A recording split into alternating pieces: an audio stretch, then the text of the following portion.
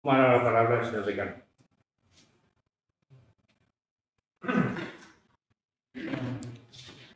Estimado señor rector, estimado señor secretario general de Educación, estimada vicerrectora, compañeros, compañeras, queridos estudiantes que nos habéis visto desde vuestras casas. Hoy, como cada 27 de noviembre, celebramos el día de nuestra facultad, la Facultad de Formación del Profesorado.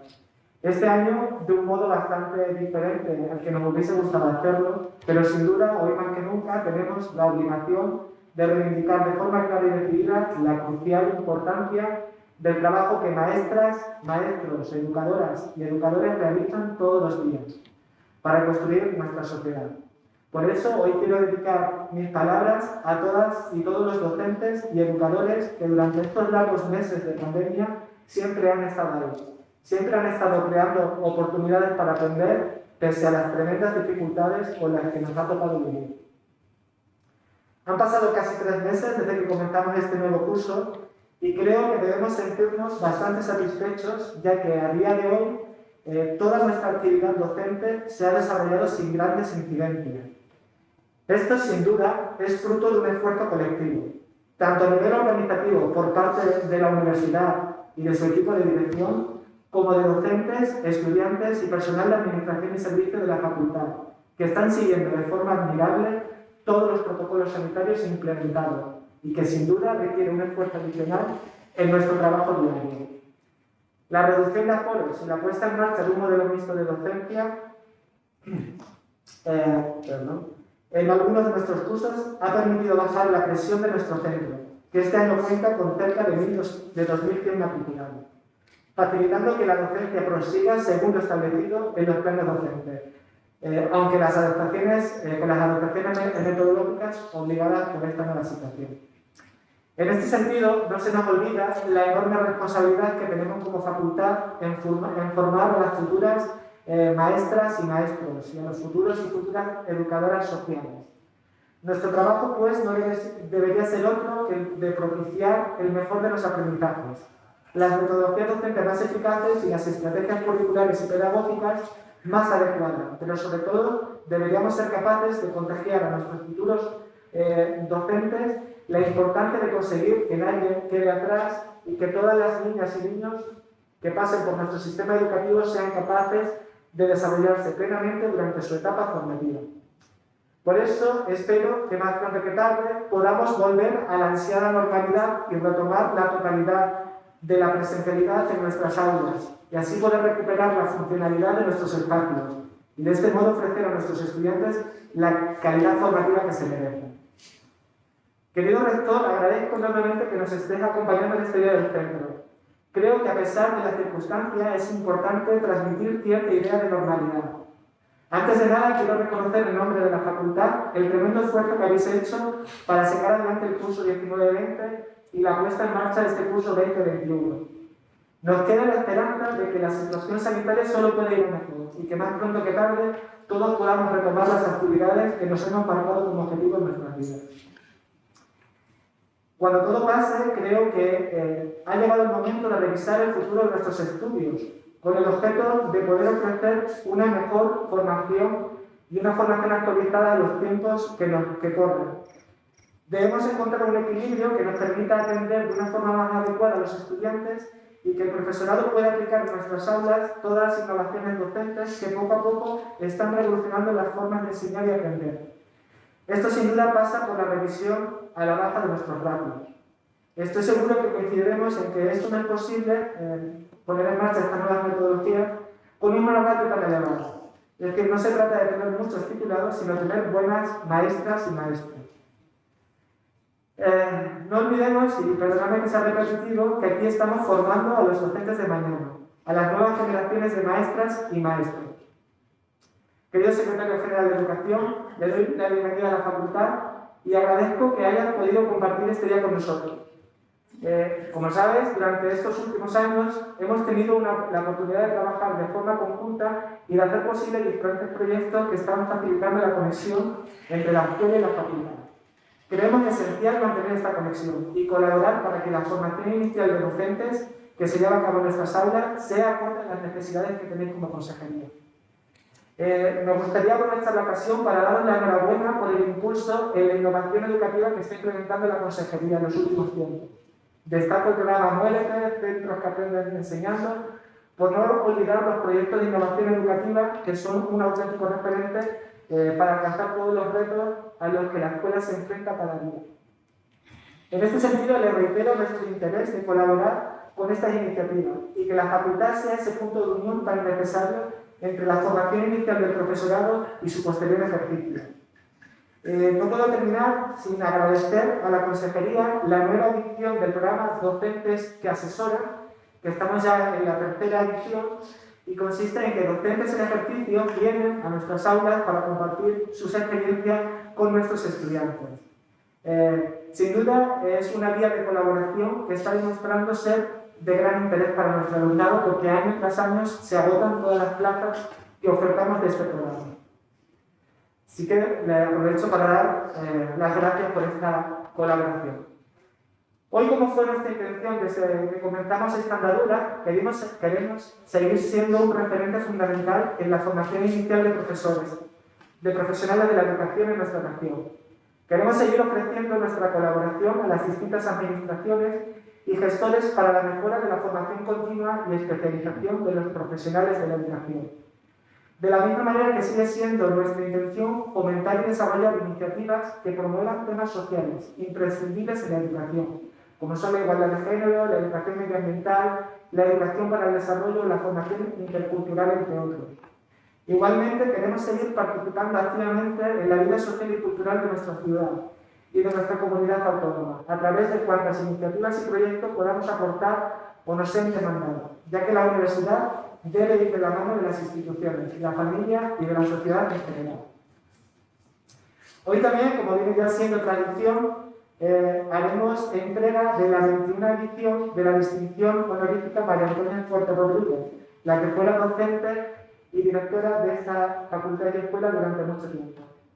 Este año tenemos el honor de otorgar este galardón a don Joaquín Araujo Ponciano, en calidad o en reconocimiento a su labor como referente indiscutible de la teología humanística, tanto en el ámbito nacional como internacional.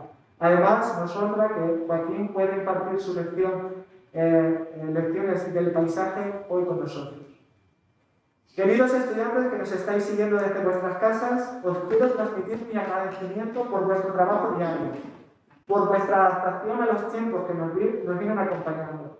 Estoy convencido que los próximos meses serán cruciales para doblegar esta difícil situación sanitaria y espero que el próximo curso podamos retomar con normalidad nuestra actividad docente. Hasta entonces, os ruego encarecidamente que sigamos todas las recomendaciones sanitarias y que trabajemos de forma conjunta para que la facultad siga siendo un lugar seguro para aprender y formarnos.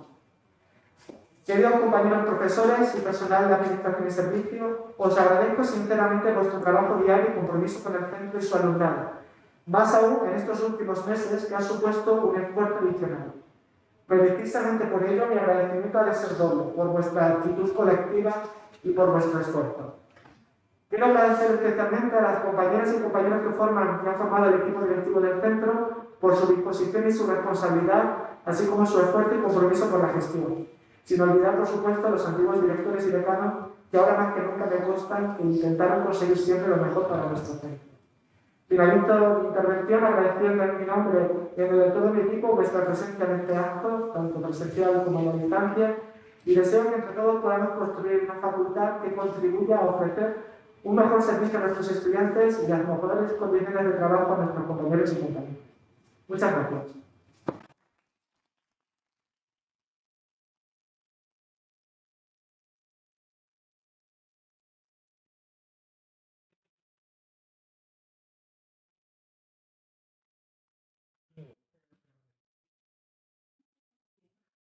Ahora aquí intervenir con... No. No, es que no. Toma la palabra ahora el excelentísimo señor Joaquín Araujo, que nos hablará sobre lecciones del paisaje.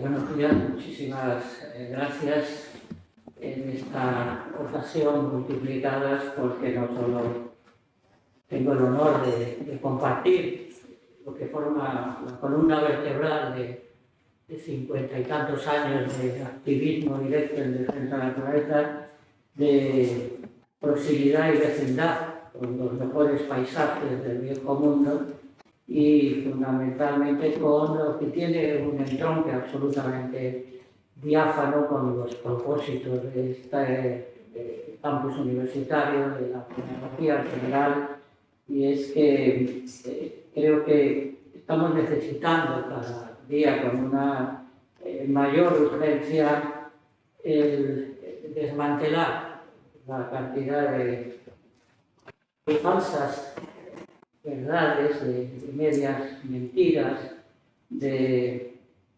sugerencias para autoengañarnos, que probablemente es lo que más está caracterizando a la condición humana a lo largo de estos últimos decenios.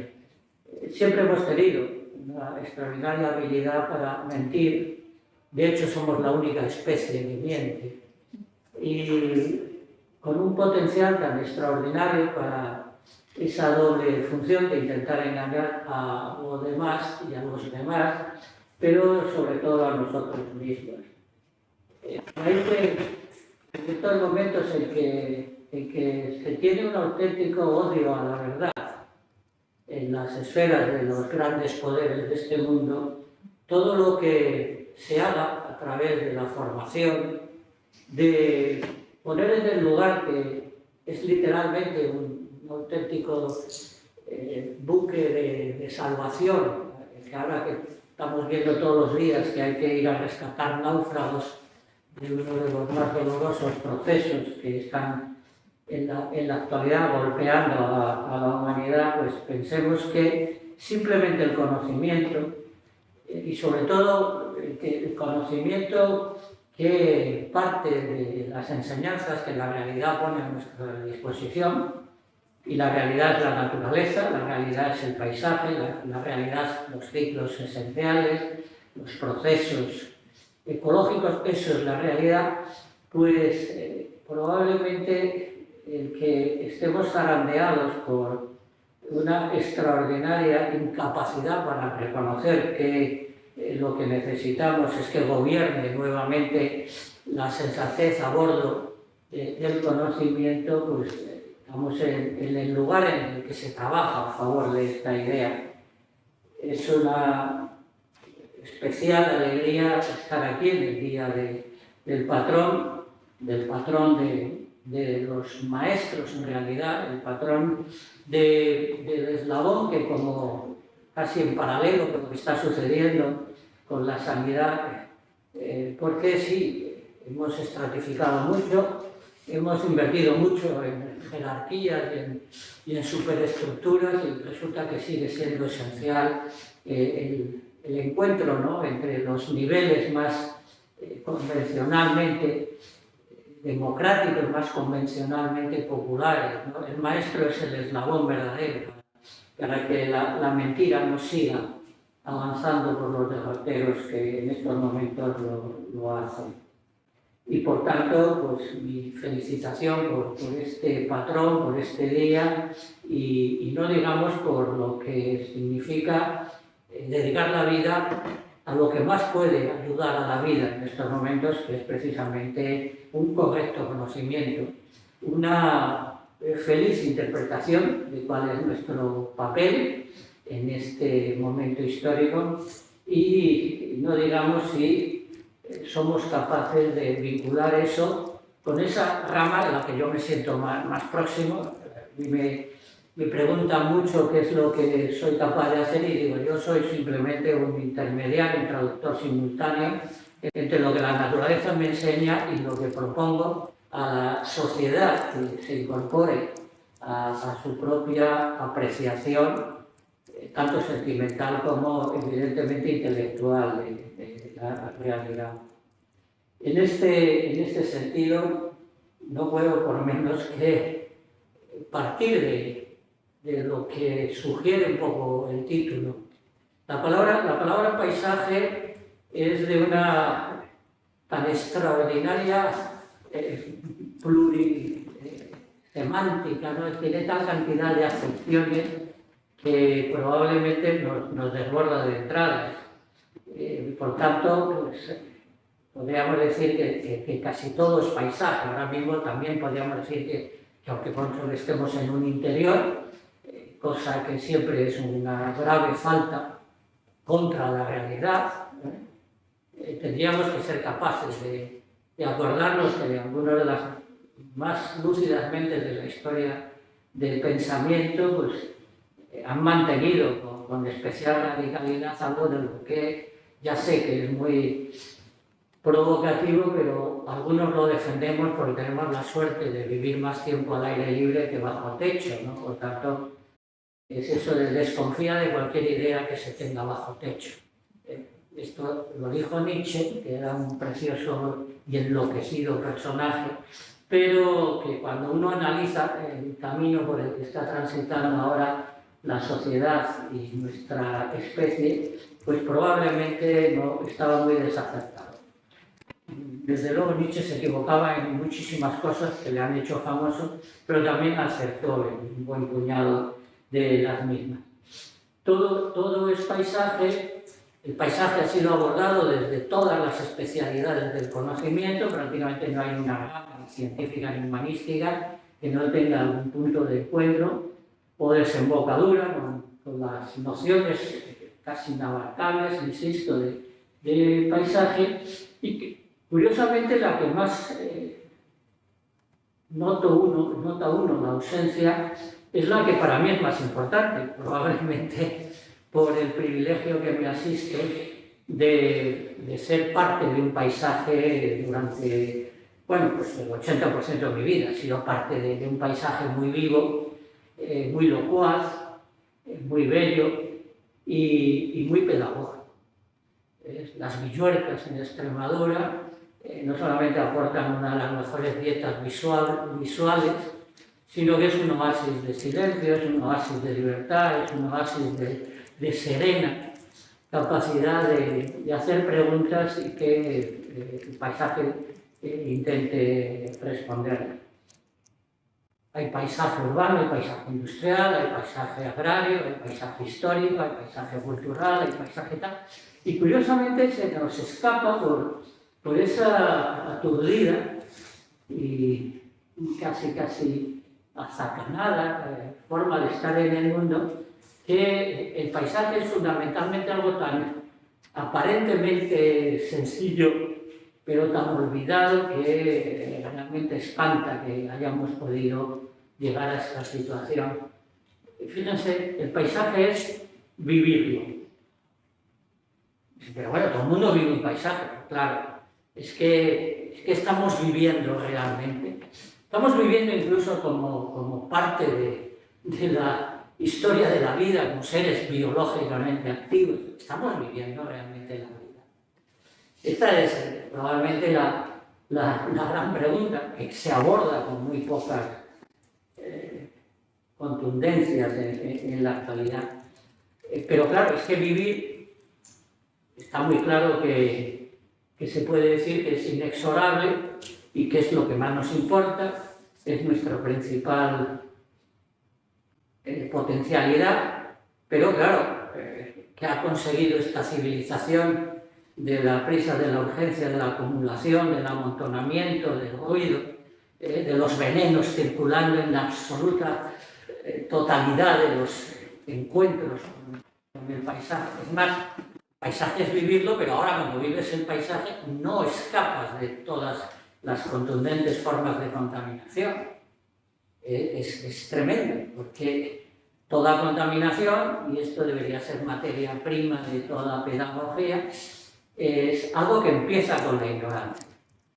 Si se tiene un suficiente conocimiento, si se tiene una suficiente formación, tanto científica como, pudiéramos decir, de tipo filosófico-moral, no puedes contaminar. No puedes contaminar porque va contra la vida, pero concretamente y de forma muy directa y contundente, como nos demuestra la pandemia, contra nuestra vida. ¿Qué más bello producto del conocimiento que defenderte a ti mismo, por supuesto de forma inocente y pacífica, para que tu vida no esté amenazada por la ignorancia? Ignorancia y violencia son sinónimos, van dándose la mano desde siempre y, desde luego, si en estos momentos esta civilización ha sido capaz de asentar contra la totalidad de la vida de una forma simultánea y absolutamente apabullante, contundente, casi diríamos que como un gigantesco tsunami que se extiende por todas partes. Abro paréntesis, no hay un metro cuadrado de este planeta en donde no haya contaminaciones con metales pesados, no haya algún plástico, no haya alguna de las secuelas de ese cielo que se desploma sobre nuestras cabezas, que es el CO2 de nuestra lela prisa. La prisa con la que queremos movernos sobre esos paisajes, precisamente acabar creando el mazazo, el aplastamiento, el cielo cayéndose sobre nuestras cabezas. Y por eso conviene ir a las fuentes. Fíjate, qué pena, no me traigo. Tengo un poema, uno de mis libros se llama Mis fuentes son las fuentes.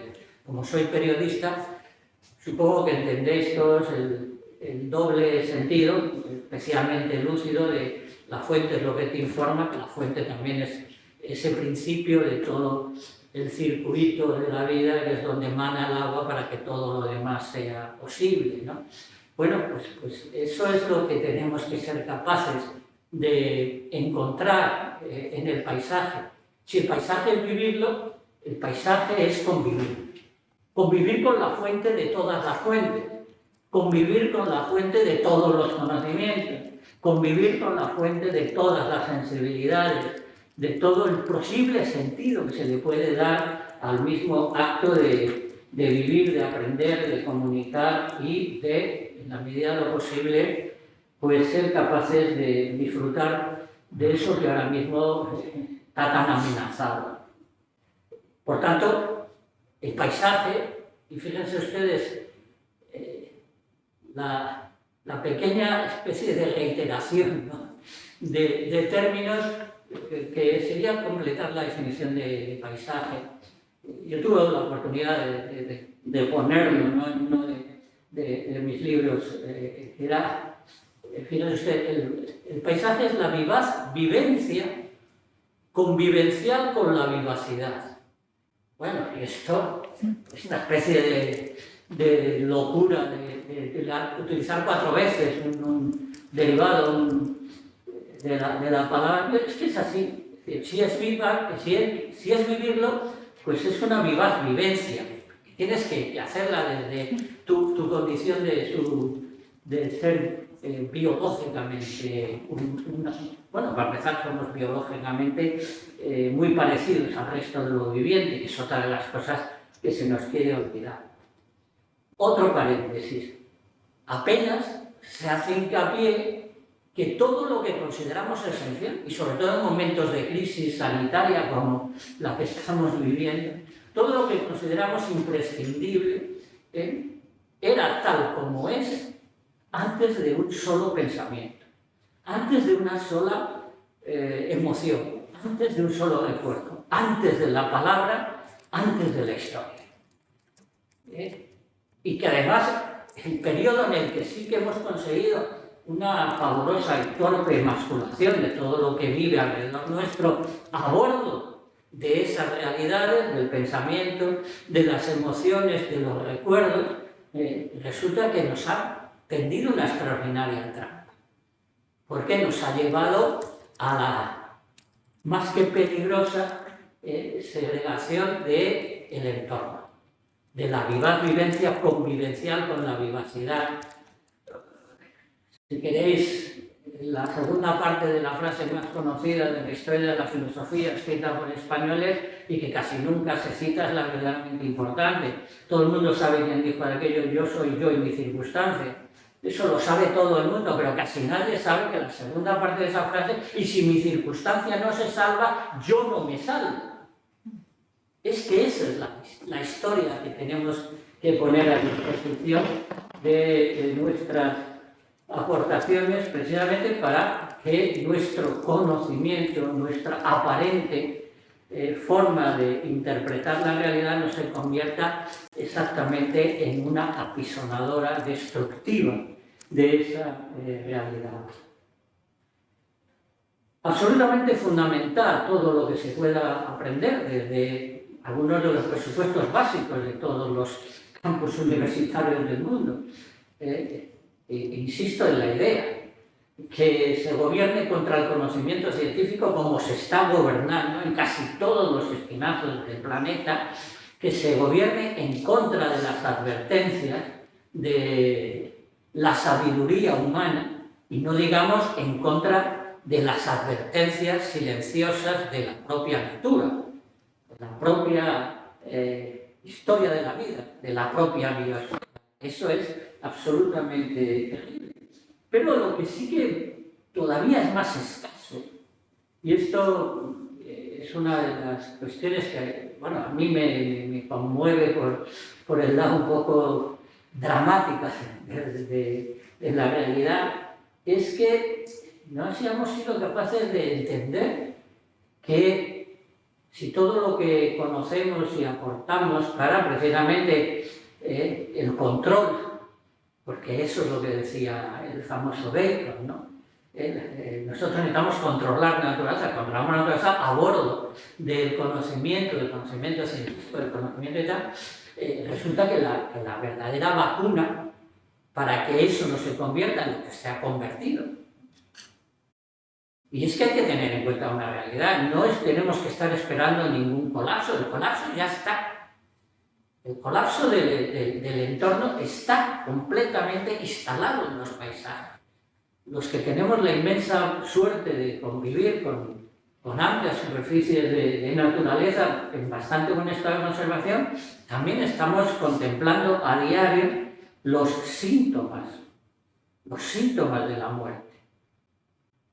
Y esto está perfectamente puesto a disposición de cualquiera desde la información técnico-científica, porque, y desde luego para un campesino naturalista como el que os está hablando, no puede ser más demoledor, ¿no? Demoledor hasta la tragedia, ¿no? Y es que cuando algunos empezamos hace más de 50 años a preocuparnos por la conservación de la vida, este planeta tenía un 67% más de vida natural que hoy. Fíjense en la que estamos liando, y cómo nos desgarra y cómo nos echamos a llorar con las noticias del telediario, porque se nos están muriendo. Seguramente no acabaremos la pandemia sin que haya 100.000 muertos. Pero pongamos lo que está pasando en las comunidades botánicas y zoológicas, sobre todo las zoológicas de este viejo mundo, en comparación con la pandemia. Pongamos en nuestra imaginación que un virus mata a 38 de los 47 millones de españoles y españolas. Bueno, pues eso es lo que le hemos hecho a la natura. Exactamente eso es lo que hemos hecho a la natura. Y por eso hay que no solo tener en cuenta estas realidades, que son parte del conocimiento científico, si quieren extrapolar a los datos que hay sobre la catástrofe climática, pues ya lo dirán, ¿no? Por tanto, ya no es una enfermedad, ya no es una degradación ambiental, es la sexta gran extinción de la historia de este planeta, solo que todavía más profunda, todavía más acelerada, todavía más contundente, y para eso hay que usar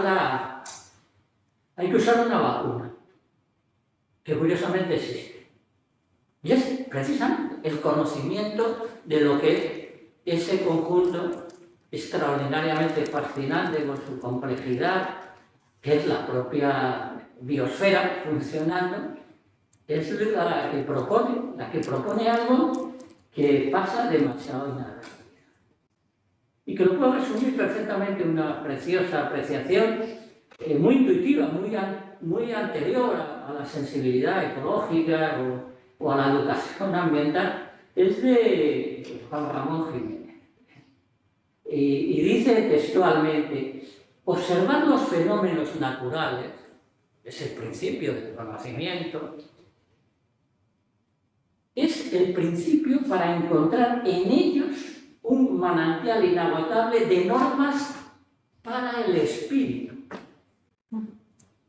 No para el conocimiento material, no para esa forma de dominio del poder que es el convencional uso que se le suele dar a la ciencia y a la herramienta que deriva de la ciencia, que es la tecnología, sino normas para el comportamiento, normas éticas para el comportamiento.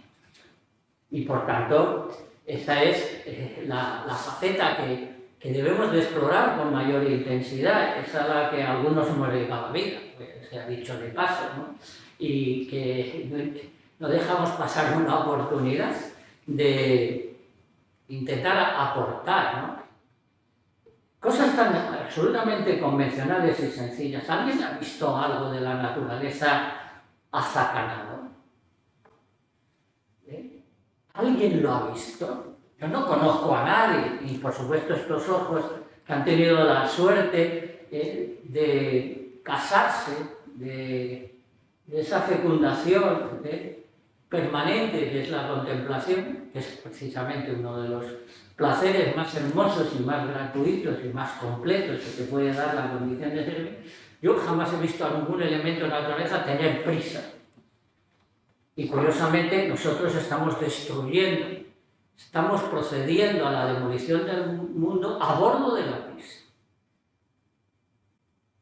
¿Qué es lo que primero que nos sugiere esa instrucción de normas para el espíritu de la que habla Juan Ramón Jiménez?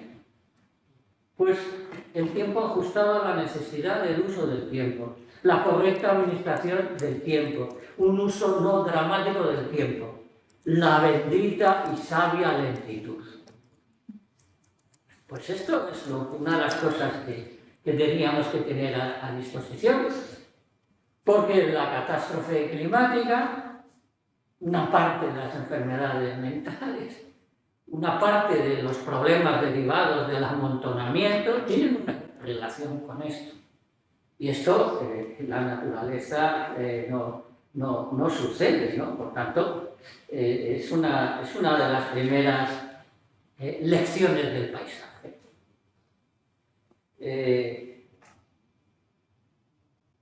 Una dura definición que normalmente entronca con una cosa que he dicho hace un momento, ¿no?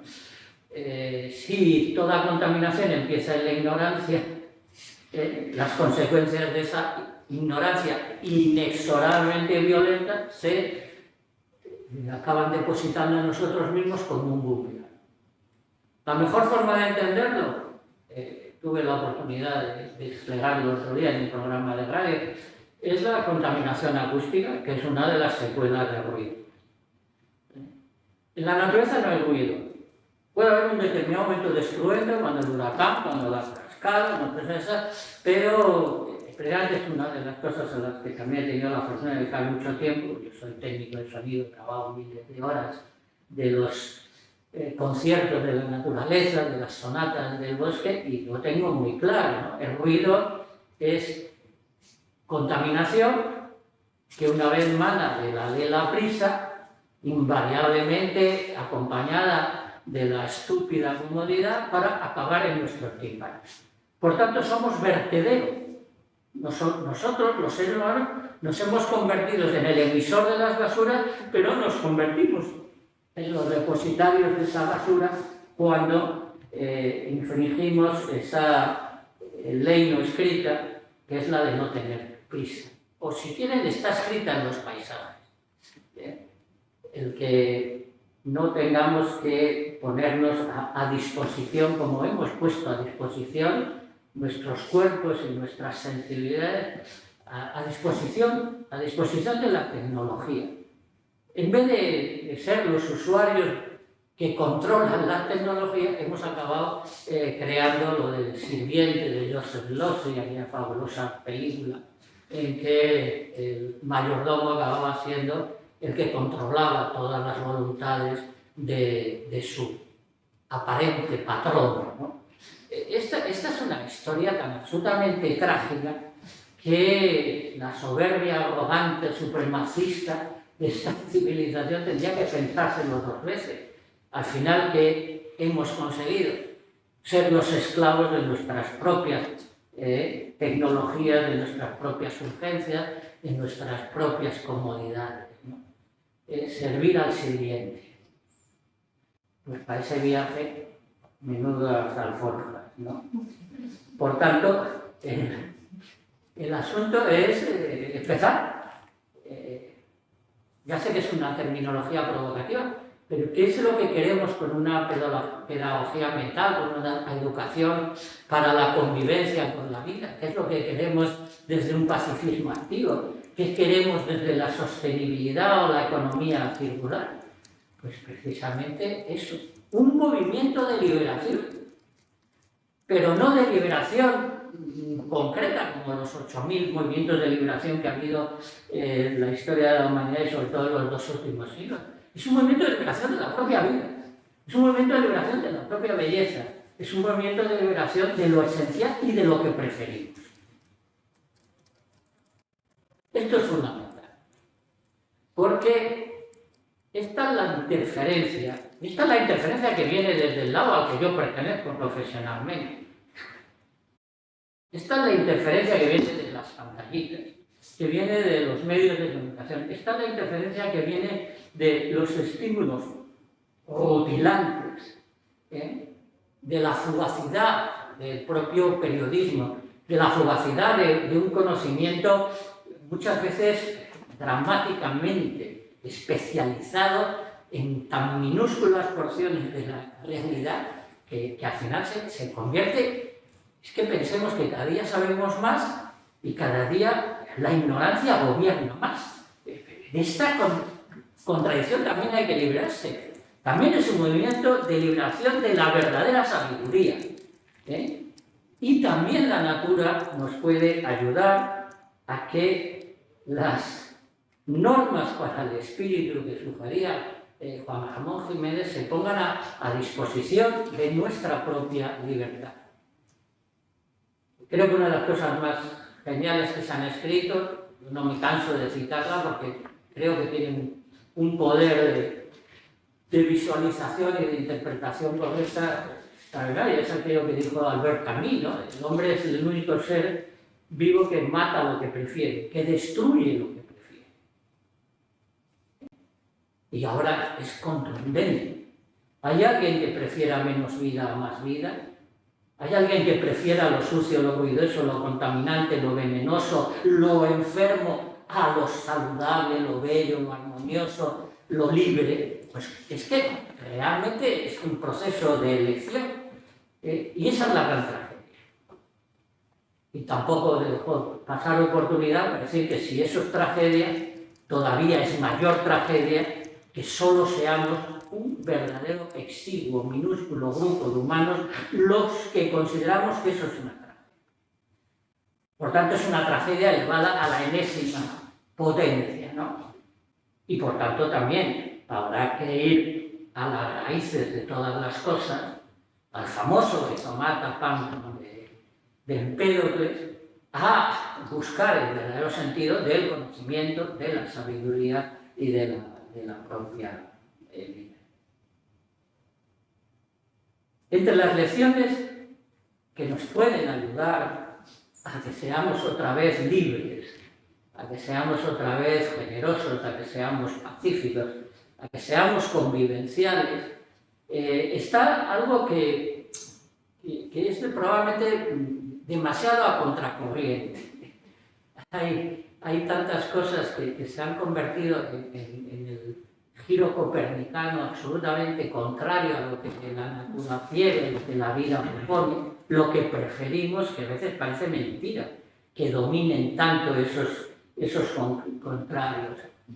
Una de las principales lecciones del paisaje es su forma de funcionar en espirales. Es frente a una civilización que ha consagrado los propósitos culminados, las filosofías del éxito, aquello de que hay que terminar los proyectos, aquello de que tiene que haber una jerarquía absoluta, ¿no? Para que todo acabe en un determinado bien, mercancía canjeable, ¿no? Es que eso no existe en la realidad más que en nuestras enfermas consideraciones. La cultura del éxito. Eso precisamente, que ahora ha sido ejemplarizado hasta lo más radiante y contundente con la presidencia de los Estados Unidos, ¿no? ¿Cómo es posible que la sociedad aparentemente más sabia, más democrática, más participativa y tal, haya convertido el término perdedor en algo absolutamente contundente? Miren ustedes, en la naturaleza no hay propósito alguno de terminar nada. Esa filosofía de lo que es exitoso porque ha culminado un determinado proyecto, el único proyecto de la naturaleza es precisamente no terminar. Esta forma de excluir al que no ha conseguido llegar, pero si es que no hay que llegar a ningún lado. Esto es absolutamente fundamental. Sí, desarbola, realmente dinamita hasta los proyectos curriculares. Miren ustedes, creo que puedo presumir, perdonad por la mención autobiográfica, lo hago con paréntesis y pido perdón. A los 14 años escribí esta frase: no quiero que en mi carnet de identidad ponga que soy estudiante porque eso no es ningún propósito, no es ningún proyecto, no es ninguna finalidad. Eso hay que llevarlo puesto como la piel desde el primer al último día. Llevar la condición de estudiante como llevas la piel. Y lo escribí con 14 años. ¿Por qué hemos convertido todos los sistemas en algo fundamental y finalista si no se tiene que acabar nada? A mí el bosque me enseñó, es una de las frases también que empieza uno de mis documentales sobre el bosque. ¿Qué es lo primero que hace el bosque? Excluir el excluir. Por tanto, aceptar. No reservarse el derecho a la admisión. La inclusión permanente. ¿Qué ha inventado esta civilización hasta Canadá? Excluir, excluir, excluir. Todos son exclusiones, todos son diferenciaciones, todos son compartimentaciones. Convivencial, convivencia. Esa es la gran pedagogía de lo que... Y es curioso porque al no querer acabar nada, al no tener propósitos finalistas, ¿cuál es el verdadero y sorprendente logro? Que todos tenemos capacidad para contemplarlo, para ser testigos y certificadores. Curiosamente, como hacen los monjes budistas zen, no se propone nada y lo consigue todo. Eso se aprende viendo manar el agua, eso se aprende viendo amanecer, eso se aprende viendo brotar las plantas, que tú decides cuidar para que su sabiduría, esa lenta, sabia del mundo vegetal, te mantenga vivo sobre este planeta, ¿no? ¡Qué arrogancia! Dios mío. Soy campesino, llevo 43 años cultivando mis propios alimentos y el día que aprendí que el mejor agricultor es la propia planta, pues a ver cuándo empezamos a enseñar esto en líneas un poco generales, ¿no? Por tanto, esa es una de las vivaces vivencias que hay que poner encima de las grandes prestaciones. Es todo regalo. Todo lo que puedan contemplar nuestros ojos es regalo. Y ahí entra otro de los pilares de las lecciones del paisaje. Contemplar. Si es que ya hemos dejado de contemplar.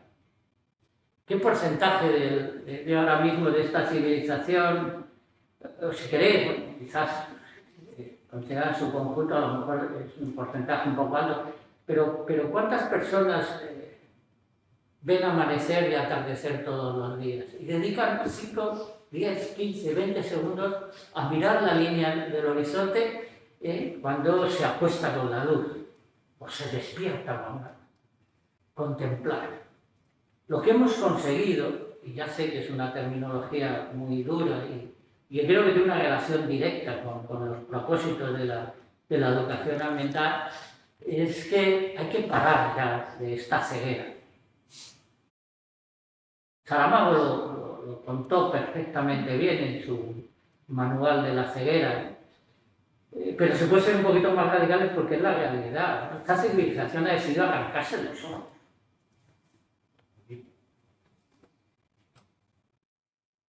¿Y qué es lo que más arranca los ojos? Esto. Soy cineasta y hago documentales para la tele. Y ni la más extraordinaria de las películas que podáis tener en la imaginación o hayáis podido contemplar es nada más que un pálido reflejo minúsculo, insignificante, con relación a un solo día dentro del bosque. Y cuando muchos de los educadores ambientales empiezan con sus cursos, con sus seminarios, con sus excursiones, casi a ninguno se le olvida decir: es que tenemos que aprender a mirar lo que nos rodea. Y eso es una extraordinaria lección, porque lo que nos enseña a mirar es la luz, y la luz no está producida. Es más, llevo como académico proponiendo que distingamos de una vez por todas, porque esta luz que tenemos aquí dentro no se debería llamar luz. No tiene nada que ver con la luz que hay ahí fuera.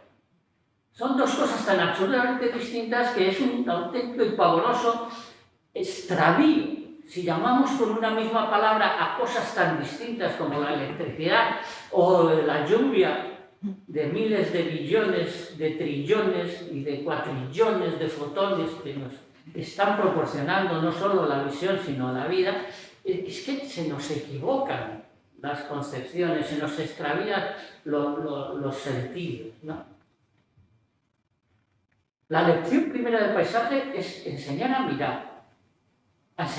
mirar para que inmediatamente brote lo que lleva la luz en su seno. Para empezar, todos los colores, todas las formas, todos los movimientos, todas las posibles secuelas de esa fecundación que la vida logra sobre la piel del mundo para que haya vida. Y por tanto, asombro. ¿A dónde vamos sin asombro? A la domesticación absoluta por las pantallas, a la ceguera, al arrancarse los ojos, que es lo que consigue esta muerte acelerada y esta insensibilización generalizada en nuestra sociedad. El primer objeto de las normas morales, por tanto, es algo de luz, algo de asombro, algo de admiración, porque de esas tres cosas nace el respeto. Y el respeto es el instrumento básico de la convivencia. Por tanto, norma para el espíritu. Lección del paisaje a la mente humana. Sí, se quiere evidentemente aceptar que eso que nos rodea es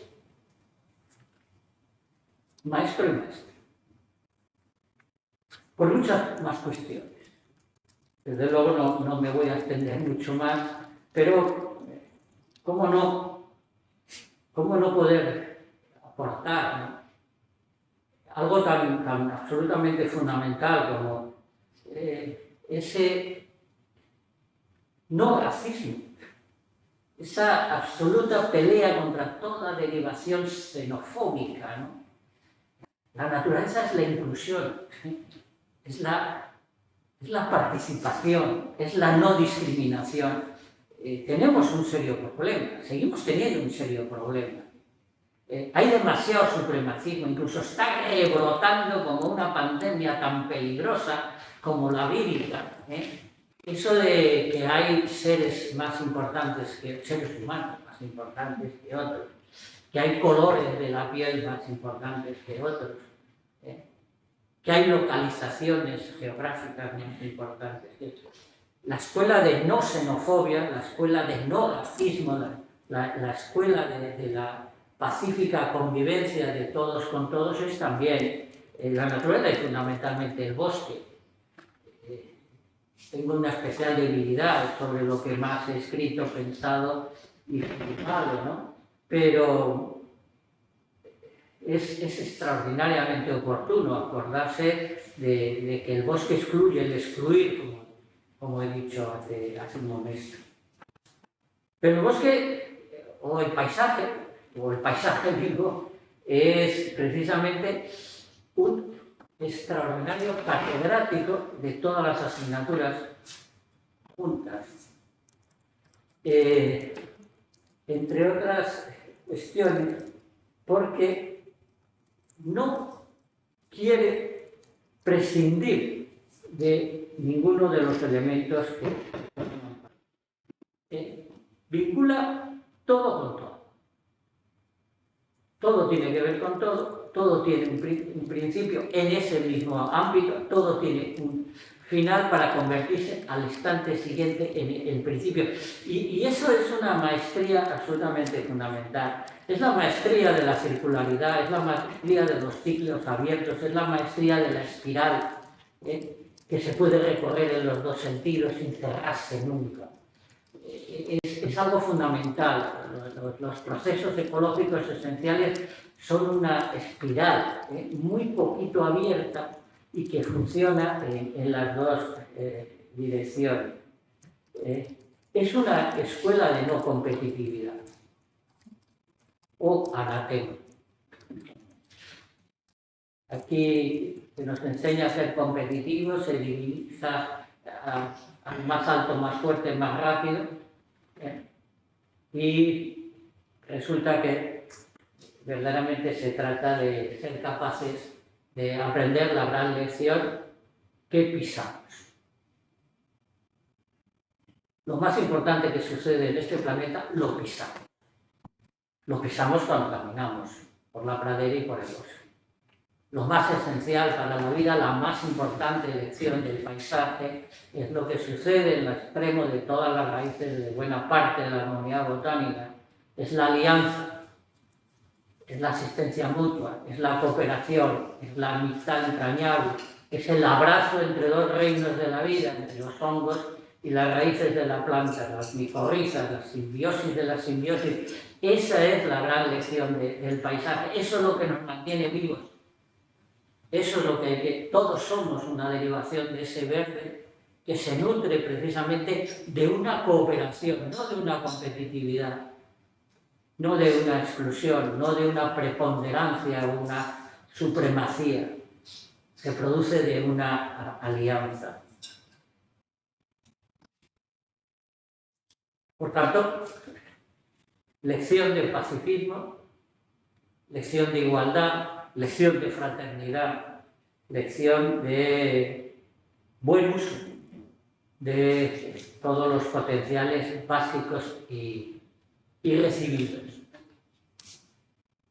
Y quiero ir terminando porque tengo una especial fascinación por el otoño.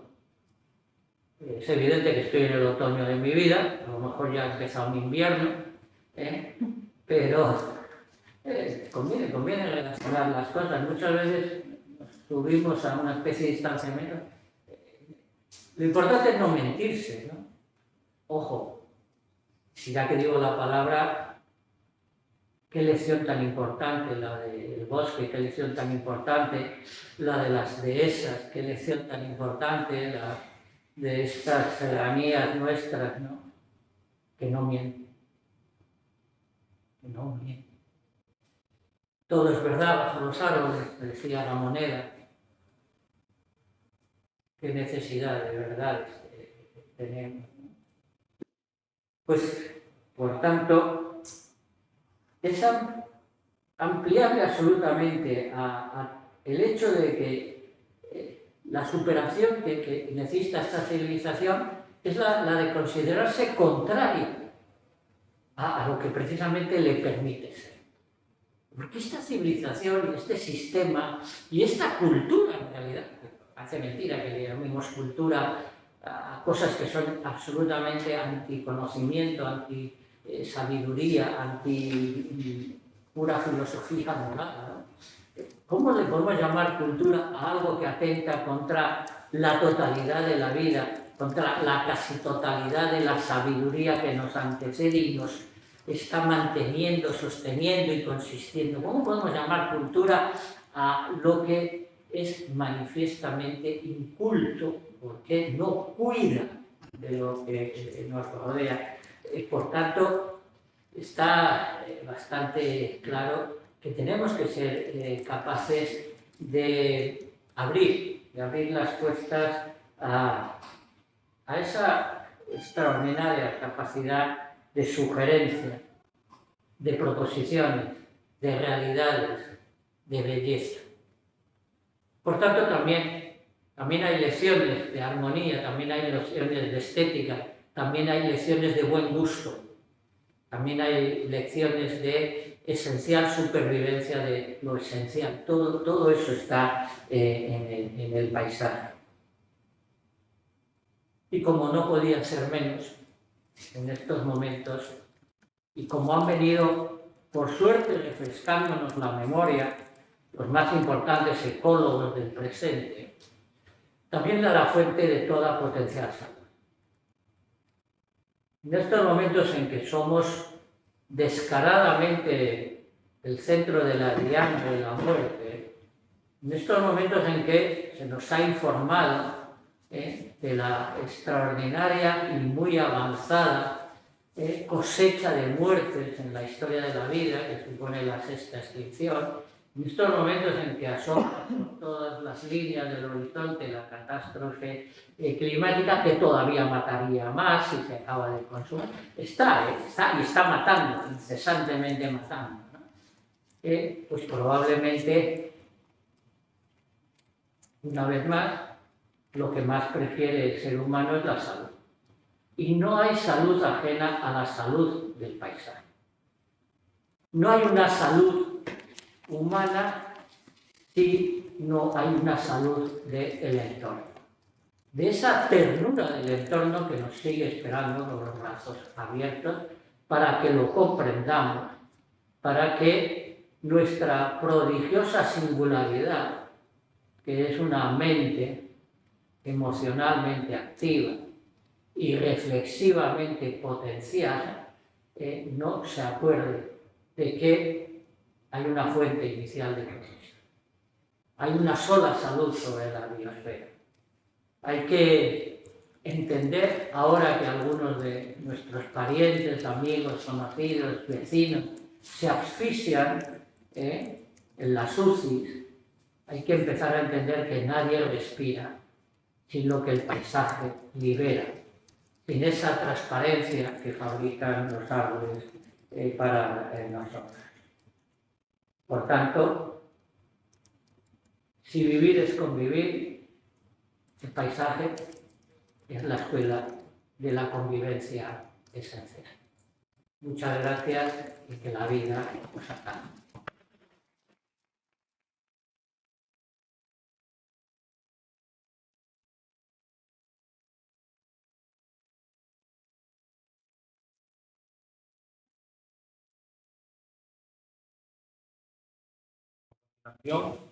El decano de la Facultad de Formación del Profesorado pronunciará unas palabras en homenaje a los compañeros jubilados y hará entrega de la distinción honorífica de María Antonia. Gracias, doctor. Para la entrega de la distinción honorífica quiero dar la palabra a nuestro compañero Samuel Sánchez, proponente de esta distinción, que nos lea los motivos de los que se realizó.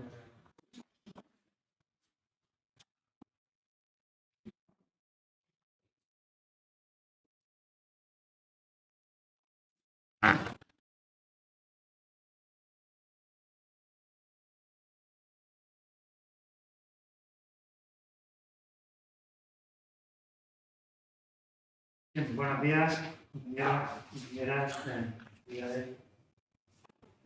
señor decano, señor doctor, secretario de Universidad, amigo Joaquín Araujo. Hicimos la propuesta de la distinción María Antonia Fuerte, y les voy a leer rápidamente. De acuerdo con el punto 1 de la base de la distinción honorífica María Antonia Fuerte, esta candidatura pretende reconocer la labor de Joaquín Araujo Jonciano como referente indiscutible de la ecología humanística en nuestro país y a nivel internacional, así como en nuestra comunidad autónoma, donde se afincó hace más de medio siglo, como así lo ha hecho la cincuentena de premios y galardones que tiene en su haber. Justificación y motivación. Su primera pasión, todo lo que hay aquí son lo que otras personas han dicho de él, su primera pasión es la hospitalidad, la que recibe al ser atalantado, palabra con la que se ha despedido hoy en su discurso, al ser atalantado por casi todo lo que mira en la natura y la que le consigue ofrecer tanto a los que se acercan a su hogar como a los que le leen, escuchan o ven en cualquiera de sus actividades en los medios de comunicación.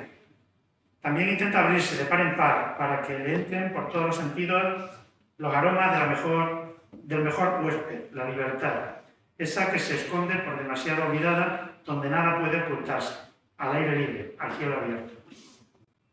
Acampa en Joaquín Araujo la necesidad de alimentarse con las mejores dietas visuales, esas que incluyen los panoramas menos agredidos, a lo que suma lecturas incesantes, sobre todo de poesía y filosofía. Come en un alto porcentaje lo que él mismo ha cultivado. Todo ello, no lo olvidemos, son 3 de los posibles estados de la belleza. Su casa, en las Villuercas como nos ha comentado, ha recibido más de 3.000 personas que pueden confirmar lo que significa Atalanta, entre los que me incluyo. Como durante algo más de la mitad de esos días le alberga un bosque que también ha acogido ya a papel sus palabras, sus emociones y sus compromisos, necesita poner a crecer 1.000 árboles al año. En consecuencia, pretende alcanzar la condición de fundador de bosques, para lo que lleva plantados personalmente más de 25.000 y ha promovido la plantación por parte de diferentes instituciones de 1,5 millones más. Aquí y allá otros papeles, algunos radios y televisiones, pero sobre todo la red de redes dicen que además de todo esto, que no es poco, además es naturalista, agricultor, ganadero y silvicultor ecológico. Escritor, periodista y director editorial, académico de la Real Academia de las Letras y las Artes de Extremadura, director, realizador, guionista y presentador de series de televisión y documentales, divulgador de temas filosóficos, ecológicos, literarios, biológicos y agronómicos en libros, conferencias, cursos, maestrías, enciclopedias, en internet, CDs, exposiciones, prensa, radio y televisión. Es conferenciante, editor, fotógrafo, operador de vídeo y técnico de sonido. Es asesor para las áreas de medio ambiente de varios gobiernos en distintos momentos, diputaciones, fundaciones e instituciones. Comisario de exposiciones, director del colectivo Bosque de Bosque. Algo de todo eso ha sido reconocido ya con las siguientes distinciones. El Premio Global 500 de Naciones Unidas en 1991, una altísima distinción mundial en cuestiones exclusivamente ambientales, el premio al mejor guión del quinto Festival Internacional de Cine Científico en Madrid en el 84, ha sido reconocido 2 veces con el Premio Nacional de Medio Ambiente en el 91 y en el 97, guardabosques de honor y medalla de méritos ambientales de la Fundación Bosques de la Tierra en 1998, premio de la cadena de televisión a la mejor serie de la historia de televisión por El hombre y la tierra en su momento, de la que culminó como guionista y asesor la realización de los 8 últimos capítulos. Es medalla en nuestra región, es medalla de Extremadura en 1999, premio al mejor libro editado en 1999 por su Sonata del Bosque, premio especial Vía Apia de la Asociación Profesional de Periodistas Ambientales. El diario El Mundo en 2004 y en 2012 le sitúa entre las 500 personas más influyentes de España. Tengo muchas más cosas, voy a ir más rápido, entre ellos premio de la Fundación BBVA por su labor difusora de los valores de la biodiversidad en 2006, Premio Nacional de la Sociedad Geográfica Española en 2012, entre otros, y todo lo demás, al final, viene a conformar un cuerpo de motivos que nos ha llevado a algunos a proponer para este premio, con sus conferencias documentales y demás, porque además es socio de 35 ONGs ambientales, culturales y de solidaridad. Con muchas de ellas colabora de forma altruista. Siempre que se le ha llamado en algún momento, acude, como hoy ha acudido aquí. Campesino, agricultor, ganadero, también escritor, poeta, divulgador de radio, guionista, documentalista de cine y televisión, articulista en varios medios, comisario de exposiciones y hasta casi un centenar de oficios. 50 años, 52, 53, ya 50 años dedicados al activismo ecológico dan para mucho y han dejado pozo en una bibliografía sobre naturaleza, aunque seguramente le gustará ser recordado como el gran plantador de árboles que es, como poeta, siempre entregado a la natura, como predicador tenaz de un mensaje conciliador hacia el medio ambiente, que ha convertido a la causa a miles de adeptos dentro y fuera de nuestro país. Un instituto de educación secundaria en Fuenlabrada, ¿verdad? No me equivoco. Un instituto de educación secundaria en Fuenlabrada, unas lagunas, un museo, un taller, 3 árboles, una fuente y una cima lleva su nombre. Y hace un par de días un centro de interpretación en la localidad que acoge su finca en Aníez. Como nos dice Antonio Muñoz Molina, concluyendo en Laudatio Naturae, con motivo de la celebración de su 50 aniversario de profesión dedicada a salvar lo que nos salva, a la natura, en 2019, mucho antes de que rompiera la actual pasión por las cosas del campo, Joaquín Araújo ya estaba ahí. Estaba desde hace 5 décadas, antes que nadie, antes de que lo rural hubiera conquistado el corazón de las causas no tan perdidas. 50 años, toda una vida dedicado a la mala nueva, pues de persistir nuestro empeño en perturbar el equilibrio medioambiental no habrá vida vivible. La revolución de Araújo consiste en dar ejemplo y mostrar que es posible vivir en armonía con el medio natural. Así nos lo cuenta, entre hortalizas, cabras, árboles plantados en los últimos años, desde su granja extremeña, lo hace a mano, con una caligrafía asombrosa y cotidiana, con voluntad de extraer de la natura pensamientos fugaces, aforismos o poemas breves. La soledad y el silencio, el vacío, el horizonte, los árboles y el agua, los paisajes que azota el viento, los ciclos de la vida y su vivacidad, el canto de las aves y la tierra, todas son sus gozos y lamentos. Su último libro, Los árboles te enseñarán a ver el bosque, en el otoño, como ha dicho él, ya de su vida personal, el que disfrutamos, pues es el más autobiográfico de todos. Aquí nos deja muchas pinceladas, habla de muchas cosas y habla de algunos amigos, entre los que incluyo. Yo conocía a Joaquín Araújo, aunque él no me conociera a mí, hace 42 años, cuando leí sus 2 primeros libros. Todavía vivo, los animales escriben a las personas, a nosotros, y cultivar la tierra. Porque ya hace más de 40 años a mí me traía, como muchos de los que están en la sala y nos escuchan, aquel personaje que nos dejó, que era Félix Rodríguez de la Fuente. Me gustaba la naturaleza. Descubrí a quien trabajaba con él y escribía cosas para Félix Rodríguez de la Fuente, como la famosa enciclopedia de la fauna ibérica, y a partir de ese momento, yo tenía 14 añitos, él tenía algunos más ya, pues decidí que mi vida iba en esta dirección. Me considero naturalista, aprendiendo con él, y me considero campesino, aprendiendo con él. Todo ello me ha motivado a mover un grupo de compañeros a proponer a Joaquín Araújo el premio María Antonia Fuertes de nuestro centro de trabajo. Muchas gracias, porque siempre que te hemos llamado para cualquier cosa que tenga que ver con salvar lo que nos salva, aquí has estado con nosotros y seguirás estando.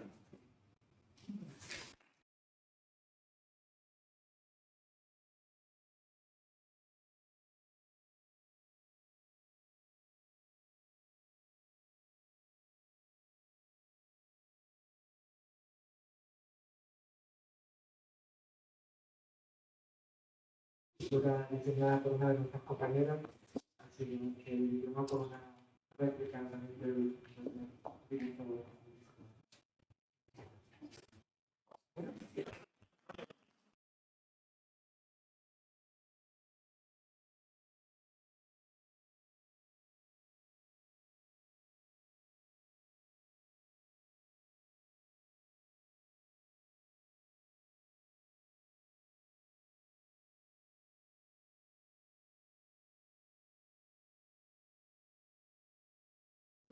Algunas se verán contigo.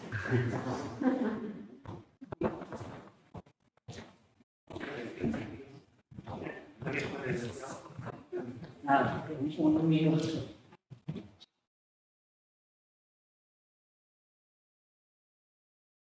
Bueno, es absolutamente pertinente que os comunique que me ha parecido siempre.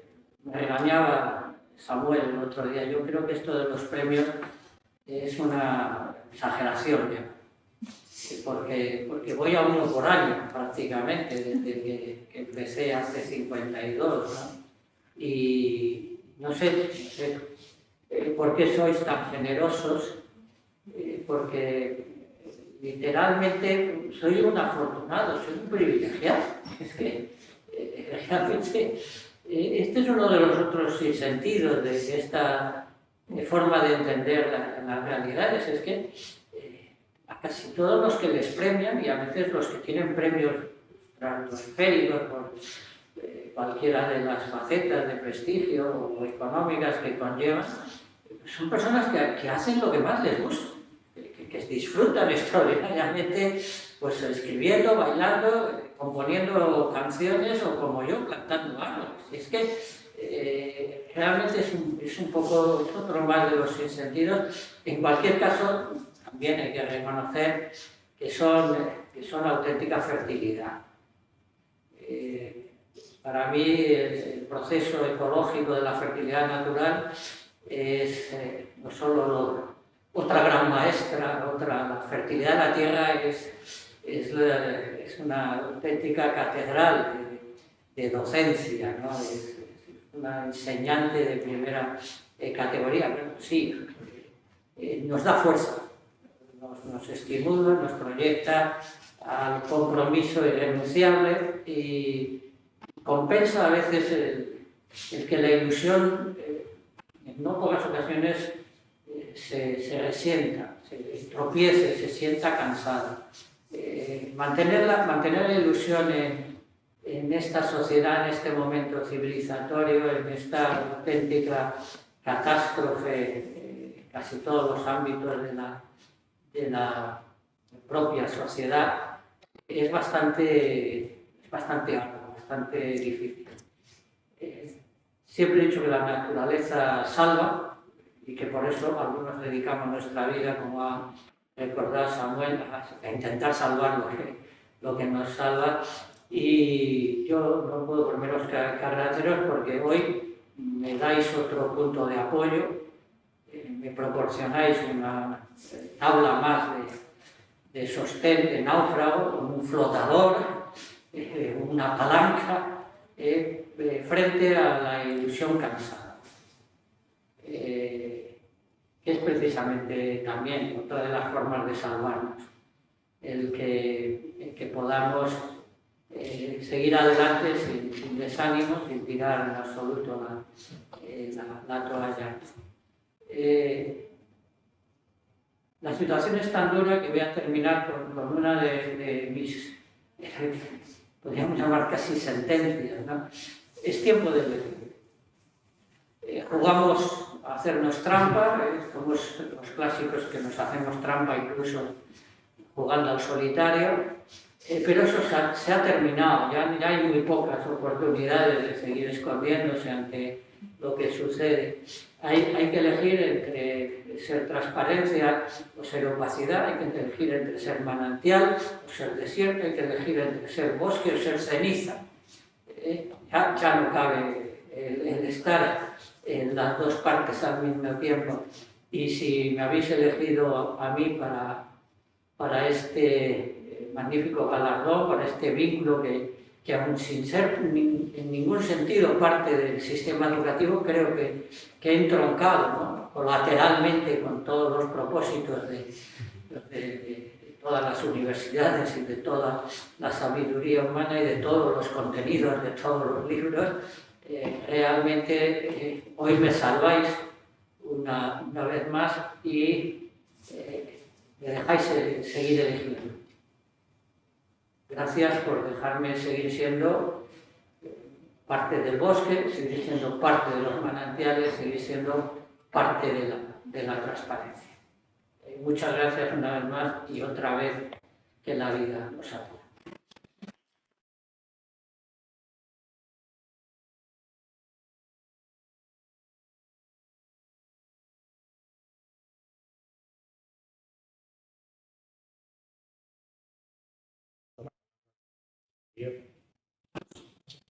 Amaya Flores, secretaria general de Educación de la Consejería de Educación del Pedro.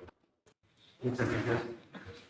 Apreciado rector y decano, querida Rocío, vicerrectora, compañeros de profesión en uno u otro ámbito de la docencia, señor Araujo, muy buenas tardes a todos. Voy a ser muy breve, simplemente voy a compartir con ustedes 3 o 4 reflexiones sobre el patrón, sobre lo que celebramos mañana y sobre el papel que han jugado los docentes en esta pandemia y que siguen jugando, ¿no?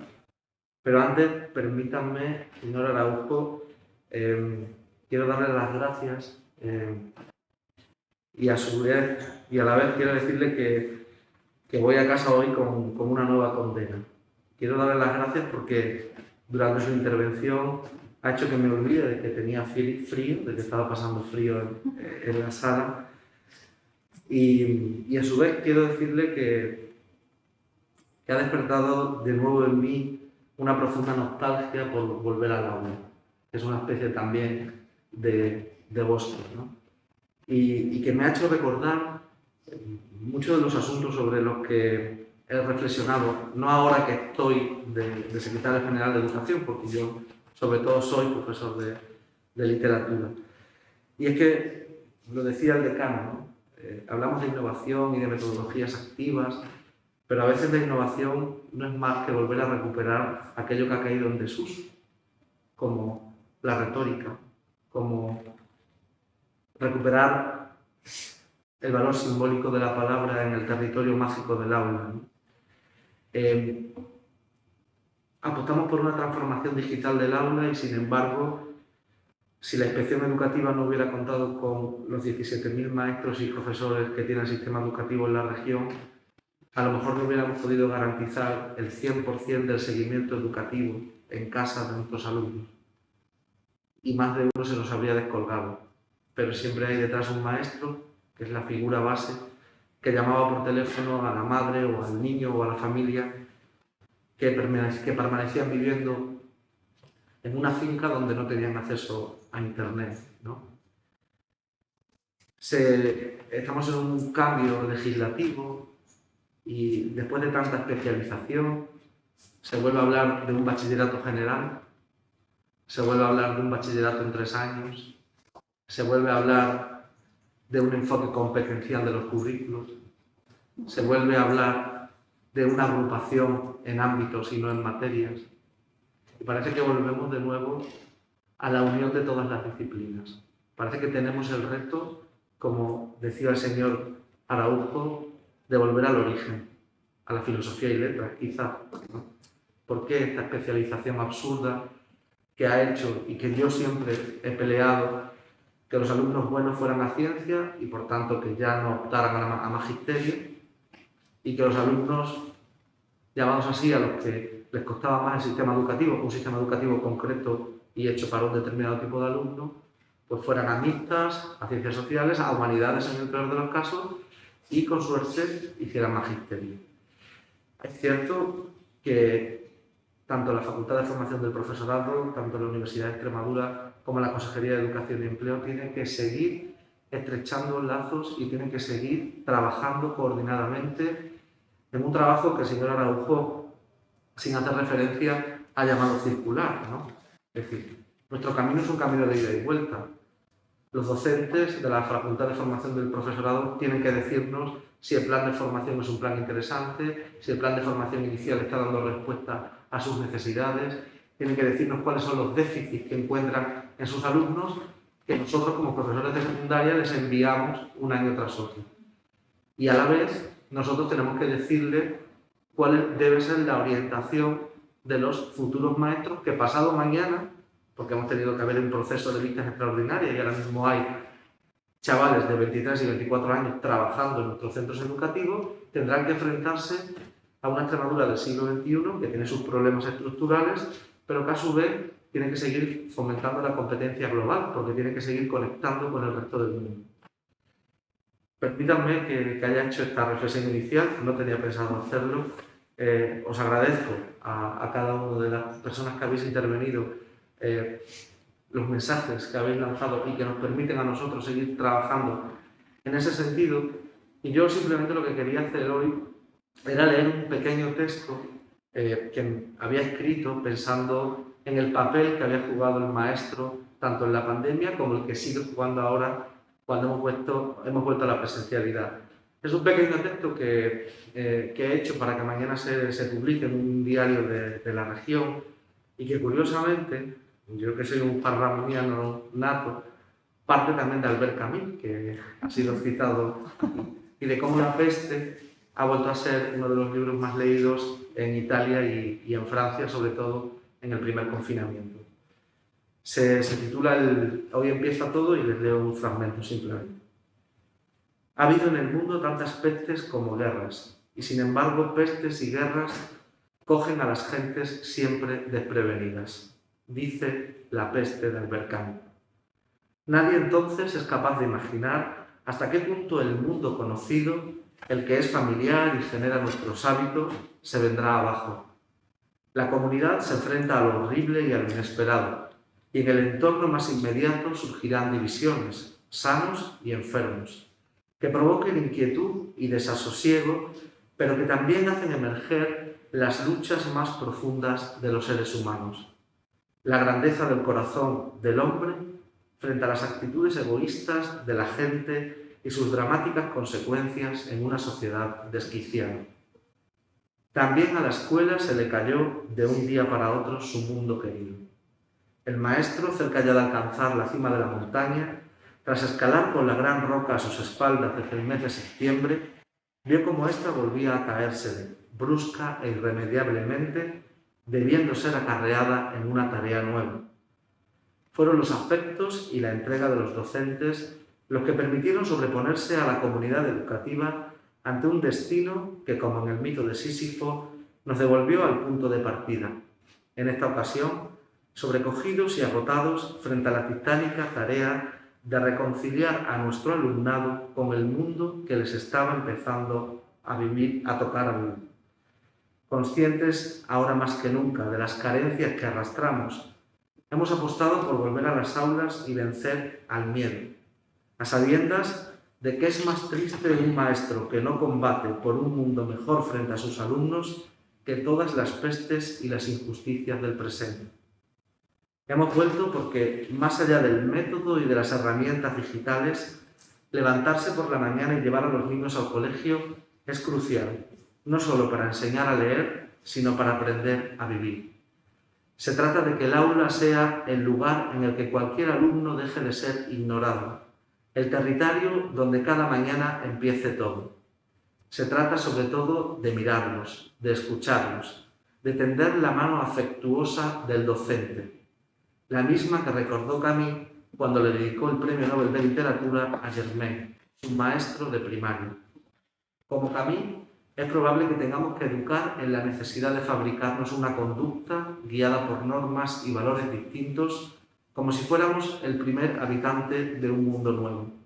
Y como Germain, seguimos estando obligados a respetar lo más sagrado que hay en el niño, el derecho a buscar su verdad. Muchas gracias.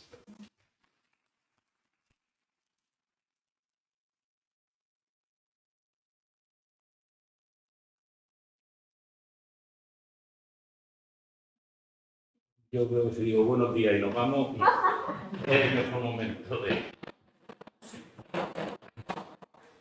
Hay momentos que me he sentido abrumado y este es uno de ellos. No sé, me siento, en primer lugar, Javier, secretario general, Gano, Joaquín Araújo. Debéis entender, y bueno, algunos me conocéis, incluso entre la sala hay alguien que me ha conocido como profesor suyo, no señor decano. Es decir, en este entorno y tal como ha ido evolucionando el acto, soy una disrupción completa. Soy una persona de ciencia, muy científico, de la parte además más matemática, no, de la química, pues, rondando ya la física teórica, y por lo tanto no esperéis de mí un discurso tan bien elaborado, tan literario y con tantas referencias. Lo que sí que tengo claro es las varias emociones de este momento. En primer lugar, sobre todo recordar que este es el Día del Centro y que viene a ser, como hemos empezado diciendo, la primera vez que retomamos, al menos en la Universidad de Extremadura, en meses, una lucha por seguir manteniendo la normalidad.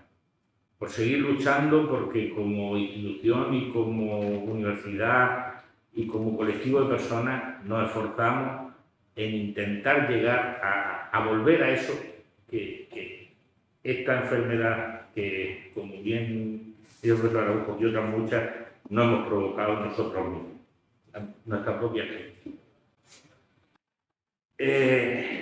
Y eso es una demostración del coraje que estamos demostrando. Decía el decano al empezar que se agradecía al equipo de gobierno como parte de responsabilidad. No, yo siempre lo dije desde el principio, a nosotros nos ha llevado a tomar las decisiones, pero lo que siempre pedíamos al principio era la corresponsabilidad de nuestros estudiantes, de nuestros profesores, de nuestro personal administrativo del servicio, porque si todos no hacemos nuestra parcela, todos no aportamos nuestro pequeño granito de arena, da igual, no hay gestor que pueda conducir esto hacia nuestro fin. Desafortunadamente tenemos que vivir con ella, afortunadamente hemos aprendido a vivir con un desgaste emocional importante, pero digamos sanitario, dentro de los parámetros no. Puedo, después de observarlo, la incidencia en nuestra aula y en nuestros espacios, muy por encima, mejor que los índices de la sociedad normal, y por lo tanto tener la seguridad, lo único que me satisface es, ante la duda que teníamos en junio, julio y septiembre sobre qué decidir, sentirse la responsabilidad de tomar decisiones que pueden afectar a 25.000 personas y llegar 3 meses después y decir, bueno, al menos para mal no lo hemos hecho. Probablemente habría otras opciones mejores, pero al menos dimos con estas que son satisfactorias. Por lo tanto, alegrarme de que existan eventos como este y felicitaros por la parte que habéis desarrollado vosotros en este centro y que creo que se puede hacer extensiva a toda la universidad porque lo estamos consiguiendo. Nos reunimos regularmente los decanos y hemos dicho, yo hubiera firmado esta certeza. Ya nosotros dice que vamos a estar a 26 de noviembre haciendo un acto y con una presencialidad razonablemente constante desde el 9 de septiembre que empezamos, yo lo hubiera firmado sin lugar a dudas. En cuanto a lo del desarrollo del acto del profesor Araujo, me gustaría de verdad tener su fe en la convicción de que la educación nos va a llevar a evitar todo lo que tenemos. Se ha dicho, es decir, estoy convencido, que somos la primera especie que tiene una intervención directa por primera vez sobre la evolución del mundo. Y hemos inventado, hemos desarrollado tecnología, mecanismos, conocimiento que, sin lugar a dudas, nos ha llevado a la degeneración del medio ambiente que padecemos. Pero como bien, es decir, en muchos casos ha sido en base al conocimiento y en base a malas prácticas, malas reflexiones. Casi con seguridad casi todas ellas. Hemos presumido desde el punto de vista científico y ahí los químicos solemos utilizar nuestras grandes comillas, cagadas comillas. En los 60 dijimos que habíamos encontrado el herbicida más poderoso para evitar la contaminación y matamos a personas y animales con el DDT.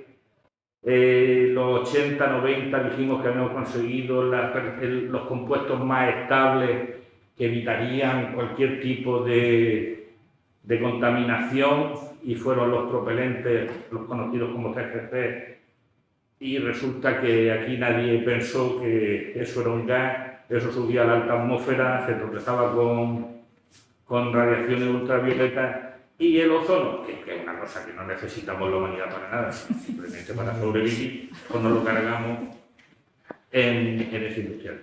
Es decir, somos arrogantes como especie, nos creemos con nuestra ciencia y nuestra tecnología nos va a solucionar los problemas y de manera derivada somos capaces de autoaniquilarnos. Y creo que nuestra propia aniquilación va a ser debida a nosotros mismos, un convencimiento. Por eso me gustaría tener la fe del señor Araujo en saber en que pudiéramos acertar en la elección de qué enseñanza seguir. Porque esa es encontrar esa enseñanza, hacerla válida y seguirla, yo creo que podría ser lo que nos podría lograr.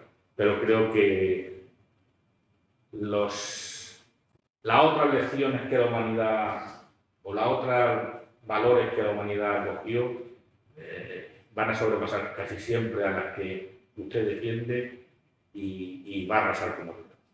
Desafortunadamente, un convencimiento de resignación.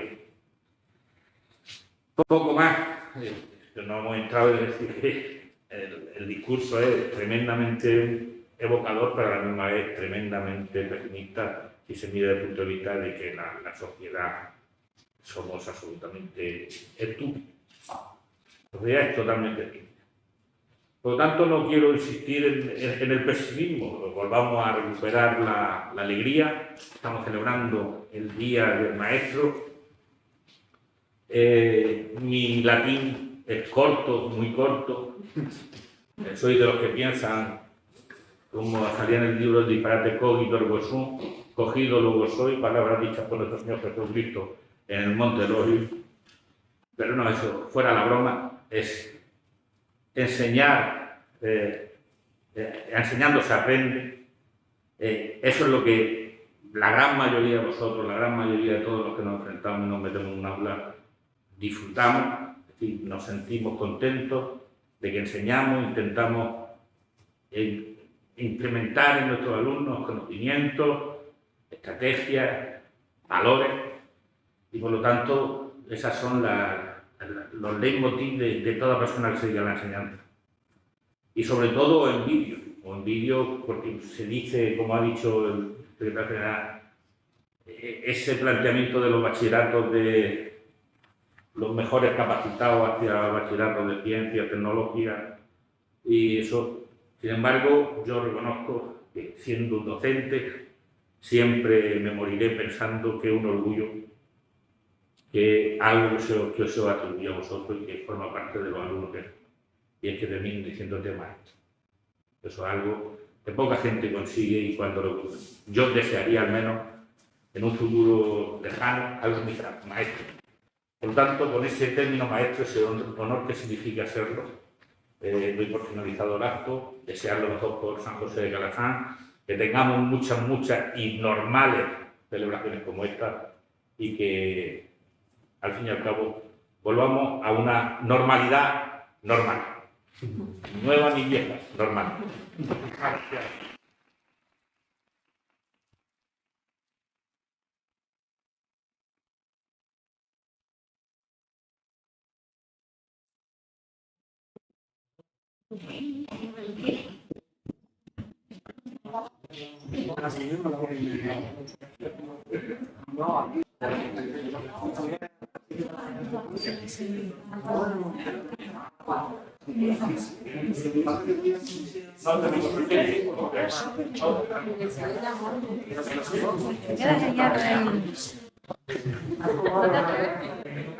Me queda genial el pelo.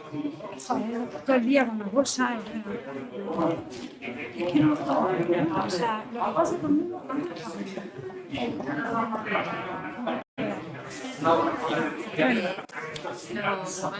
voy a imprimir. Pues a lo mejor que no. Pues qué ricas. A mí me encanta todo lo que acabas de decir.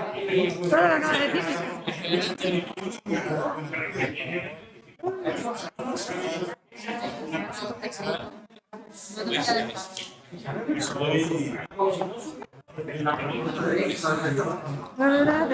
Me está acordando yo de guantes y de que yo digo, ¿cómo me vengo yo con falda? Con falda, no, por favor. O yo pie y diluvio al resto de Vamos,